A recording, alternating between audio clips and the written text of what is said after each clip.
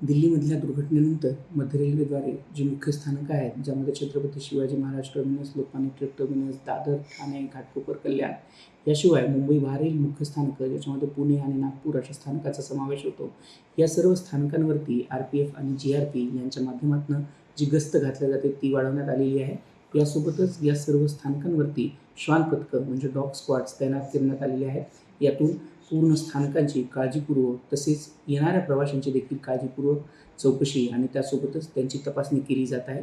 आपल्या सर्व प्रवाशांना ही आम्ही विनंती करू इच्छितो की आपल्याला जर आपल्या आसपास कुठल्याही प्रकारची संदिग्ध वस्तू किंवा संदिग्ध व्यक्ती दिसला तर त्याची माहिती आपण लगेच प्रशासनाला द्यावी, ज्याच्या माध्यमातून आपण आपला प्रवास आणि एकूणच आपला परिसर हा सुरक्षित करू शकू. यासोबतच आम्ही आपल्या सर्वांना ही विनंती करतो की कृपया कुठल्याही प्रकारच्या अफवांवरती विश्वास ठेवू नका. प्रशासनाद्वारे ज्या ऑफिशियल हँडल्स किंवा ऑफिशियल चॅनलच्या माध्यमातून जी इन्फॉर्मेशन आपल्यासोबत शेअर केली जात आहे, केवळ त्याच इन्फॉर्मेशनवरती विश्वास ठेवा. कुठल्याही प्रकारच्या अफवांवरती विश्वास ठेवून घाबरून जाण्याचं कुठलंही कारण नाही.